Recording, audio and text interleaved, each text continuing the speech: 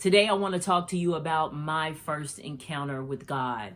Now, I had an encounter with devil as well. I actually had two encounters with the devil, and he actually came into my room. Let me tell y'all something. The devil is real. You want to hear that story? I'm going to link it down below. But today, I want to talk to you about my encounter with God. There is nothing like It's nothing like you have ever experienced. It's so supernatural. It's unreal. It's unbelievable. And sometimes you don't want to share it with people because they're not going to understand. They're going to think that you're lying. But I know that this is my story. I know it's real because I experienced it. My first encounter with God was in 2017. In 2017, I stopped by the library. I say library. I'm just country, y'all. I know it's library, but I'm going to say library. That's just how I talk, ebonics, whatever.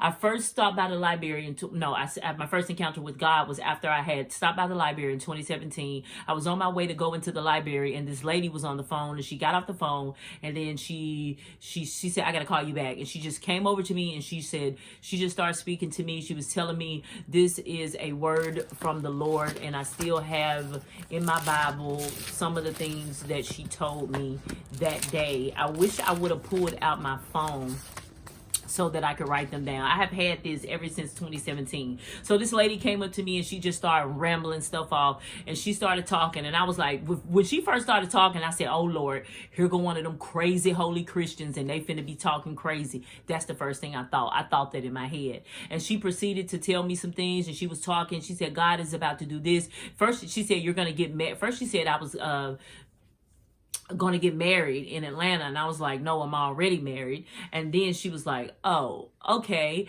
And then because I didn't have a ring on, and I was like, "Here this lady goes, she lying." Okay, maybe she was getting warmed up. But then after that, she said, "God said to stay away from Jalen because he evil."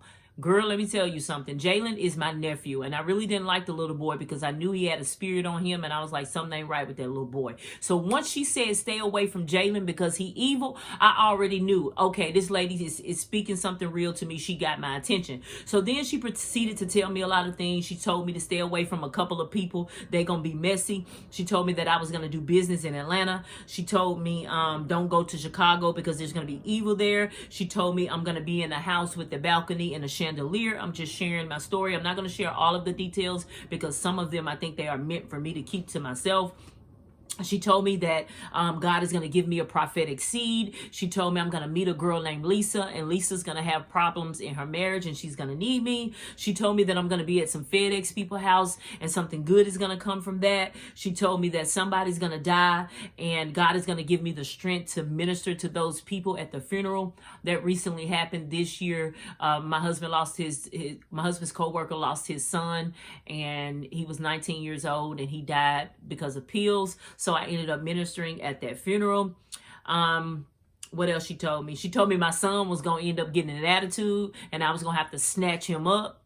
I had to do that too, and she spoke just like that. Now, let me tell y'all what a prophetic word is. A prophetic word, she told me I was going to be in a place with a beautiful chandelier with some beautiful crystals in a grand place, so I'm really looking forward to that. A prophetic word is a word from God. God is speaking to that person through that person. He's telling you something because he wants you to know that it is him. There's only he can know. So I made sure I wrote these things down. Now, some of the stuff she told me, y'all, I don't even remember. It was a lot of things. She told me some things about my daughter. She's going to make some new friends, and there's going to be a lady that's going to be good to my daughter. She's going to help her with dance and some stuff like that. And so when I got home, I just wrote the stuff down. And then I think about 2 weeks later, I was in my bedroom, and I had this patient that I used to take care of, and his name was Thomas. And I used to work as a nursing assistant in the hospice care facility. And Thomas, he died. He was like about 33 or 34 years old. And I remember right before Thomas died, Thomas gave his life to Christ. Now, he was a playboy. He was a Korean. He didn't believe in none of that. But I remember a nurse had told me that he gave his life to Christ. And I remember when he was lying on the bed, he said, "I'm getting ready to get out of here." He said, "This Jesus thing, this God thing better be real. And if it's not, I'm going to come back to hunt you." He was so funny. So I was laying in the bed, and I was like, man, God, I really hope Thomas is in heaven with you. I really, really do. And in that moment, because Thomas created a company here in Memphis or Mississippi called the Memphis Barbecue Company. He was a chef. He created a lot of restaurants in this area, and he used to always bring us barbecue to work. I mean, some of the best food. And in that moment, I had got a whiff of full-fledged barbecue smell in my room, and I was like, whoa, where did that come from? And he was like, that's Thomas, he up here cooking. And I was like, wow, that's amazing. And then God started giving me smells.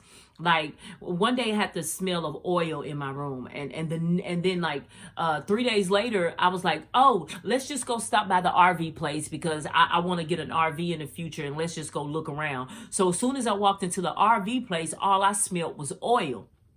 So I was like, whoa, wait a minute, what's going on? And then God was like, I know where you are going to be at all times. I give you smells because I know exactly where you are going to be. I'm letting you know who I am. And then God just proceeded throughout the next couple of years. He just started to speak to me, and I just started to worship God a little bit more. I started to study and learn a little bit more about the Bible and about faith.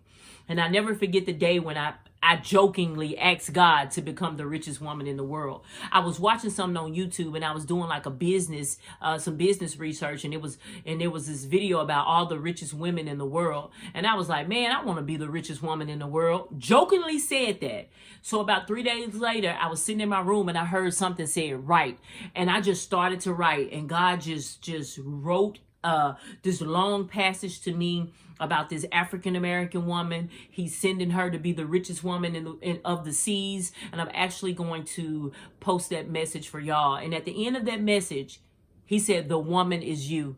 And I was like, oh my God, oh my God, oh my God. Wait a minute, God, hold up. Wait a minute. Wait a minute. I'm in Mississippi. I got plastic on my windows, sheets on my windows.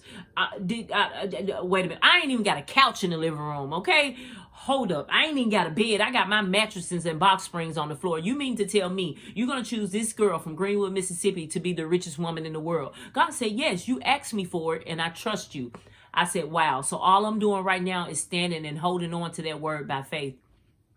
And then as I dreamed, and in my dreams, God began to download things to me. He began to give me ideas in my dreams for businesses and companies. He began to show me things. He began to give me visions. Like soon as I close my eyes, he'll show me something, and it'll be a full-fledged scene. I remember I had this full-fledged scene.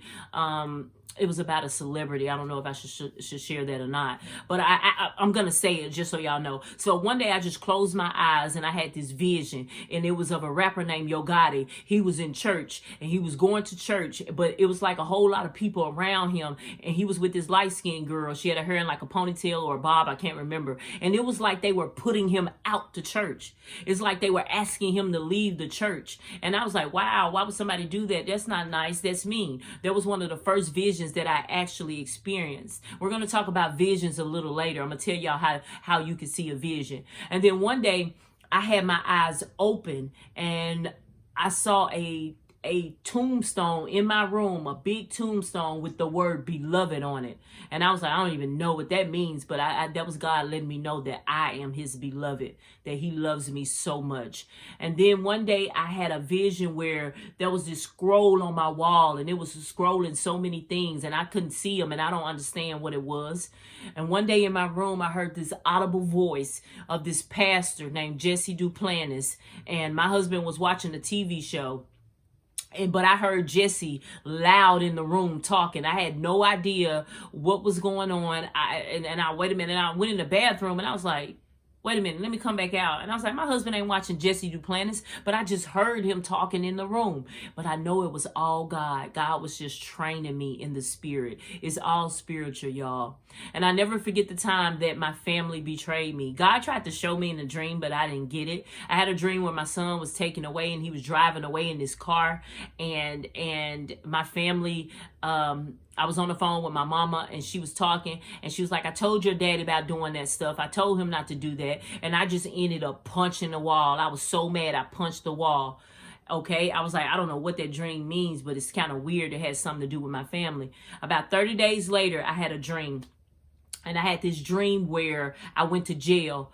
And then when I went to jail the first time under my married name. Then I got out. Then as soon as I got out of jail, the police hemmed me up again. They put me back in jail under my maiden name. And I was like, yo, wait a minute, what's going on? So in the jail, they said, we got to let her go because we ain't got nothing on her. So when I left out of the jail, this dude was following me. So I started running, and my daughter was with me, and I threw her in front of me, and it was a lot of people, and I started running. And so then I heard a shot go off, and I turned around, and he was laying on the ground like he was aiming. And I was like, oh no. So then as I turned around and started running again, I heard 3 shots. And then instantly I felt 3 bullets hit me in my back. And I woke up out my sleep like, y'all, I felt the bullets as I woke up. I had been shot. If you've been shot, bro, I know what it feels like. It does not feel good. That shit hurt, okay? I experienced this. So when I woke up, I was breathing hard. I was panting. I was out of breath. And I remember the first thing I said is, I don't want to die. I don't want to die. I don't want to die. And I heard God say something to me. He said, you will not die. You will live. But I want you to know something. No matter who backstabs you, I always got your back. So then I sat there for a minute and I was like, wow, wait a minute. The only people that could backstab me is my family, because I ain't got no friends. I let all my friends go because they weren't on my level. I ain't had no time for them no more. They was doing bull crap. I was moving and I was growing up. I was changing. I was building myself. I had to let them go. It was only going to be my family. I knew what he was talking about. 4 months later, my son got mad. He ran away. He left and went to live with my granddad and them. Now, I had been telling my son, look, to live with his granddad, my dad. So I told him, look, my dad ain't who you need to be around, but I let him go. I was like, he wrote me a letter. He ran away. I said, okay, you can stay over there for about a week or 2. I'm going to let you get your thoughts together. And then he called me and was like, I want my birth certificate because I'm going to get my GED. I'm not coming back home. I said, no, honey. No, Playboy, you coming back home and you coming home now. I need you to come home. Let me tell you something about my folks. If you give my mom and daddy your birth certificate and your social security number, baby, you're going to have a house in your name, a car in your name, a light bill in your name. And I knew my family was like that. I said, no, they ain't finna mess my son credit up. And I know how my family is. My son don't need to be in that atmosphere. So my daddy wanted to play games. He wanted to call me and talk to me like I'm crazy. He was cussing me out. I was cussing him out. Hey, God said, don't provoke your child to anger. He took me there. So we cussing at each other. So I said, you know what? I got to get the law in this because my daddy think I'm playing. I know where to get my son home, 12. So I called the popo. I said, look, my daddy got my son. He's supposed to bring my son home. So when my son came home, I remember when my son was on the phone, he was yapping off. Now, my son, he don't talk back. We don't do that. He very respectful. But on the phone, oh, my son was giving me lip. He was talking. He talked like he had some balls. And his daddy had called him, which is his stepdaddy who raised him since he was 2. So now he's 17. He giving his daddy lip. Now he got big nuts. He got some balls now. So he talking. He let my daddy and them get in his ear. So when he came home, he only had 1 bag of clothes. And when he came in, I'm already, y'all know black mamas, boy, I'm finna beat you. Boy, I'm finna kick your ass. I'm finna whoop your ass. You getting a whooping because you don't talk back up in here. So soon as my son came in, the first thing he said was, they on the way. And I was like, I ain't paid no attention to it, man. Girl, I'm cussing him out. I slapped his ass about 3 or 4 times. And I was like, look, you disrespectful. We don't play that up in here. And I was like, you want to be ballsy, boy? I send you to military school. So by that time, there's a knock on the door. It's the police. Girl, my sister and my daddy didn't already stop. My sister done stopped by the police station, then told the people that I wasn't taking care of my son, that my son was not in school, that he wasn't getting an education. Now, I'm homeschooling my son. Okay, that's different. In the African-American community, now you got to send them kids to school. My son ain't going to public school. I'm finna teach you something different. I want something better for you. So I'm homeschooling my son. So they went up there, told the people that I'm not taking care of my son, blah, blah, blah. So next thing I know, I'm outside. The police asked me, did I hit my son? I said, yeah, I slapped him. He was like, I need you to come outside. I may have to take you to jail. My sister sitting outside, she laughing, baby. She thought she was finna get my son. Not gonna happen. Because remember the dream, God had already. So I was standing outside. And in that moment, I told my husband, I said, if we go to jail, you know where the money at? I'll go to jail for this boy because I ain't finna play with his ass. I'm teaching him something. But in that moment, I sat there. I said, you know what? Wait a minute, baby. This the dream where God told me no matter who backstabbed you, I always got your back. Fast forward, I didn't go to jail. They ain't had nothing on me. These folks sent child protective services to my house. They tried to take my kids up out this house. They lied on me, but guess what? These folks found nothing on me. They ain't had nothing on me. They said that this was just some type of crazy, probably fabricated story. Baby, I didn't end up going to jail, but won't he do it? Because God had already warned me 4 months before, no matter who backstab you, I always got your back. Let me tell you something. And it's been so many more things, y'all. When you have an encounter with God, it's going to be something like no other. I'm telling you, it's spiritual. It's supernatural. I'm talking about God will put words on your wall in the middle of nowhere. And you be like, whoa, what's that? While you driving down the street, God will put a screen up in the clouds so he can show you something, okay? That looks like a TV screen to show you something because he wants to let you know that he has the power.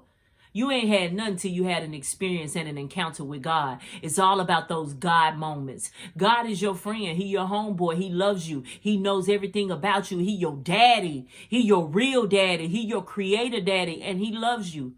And it ain't nothing like having a moment with God. And I pray that each and every one of you have moments with God.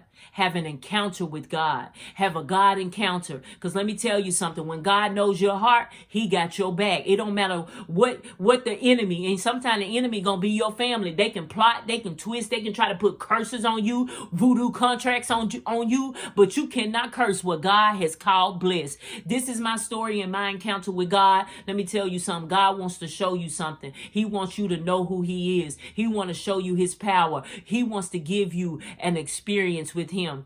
And if you never ever invited God into your life, all you got to do is say, God, I invite Jesus to come into my heart, to live inside of me. I believe he died on the cross for me. Jesus, come into my heart and live inside of me. Take over my life and do what you want to do with it. In Jesus' name, amen. Jesus, I receive you, and God gonna show you something amazing, just like he did me. I love y'all, and God loves you.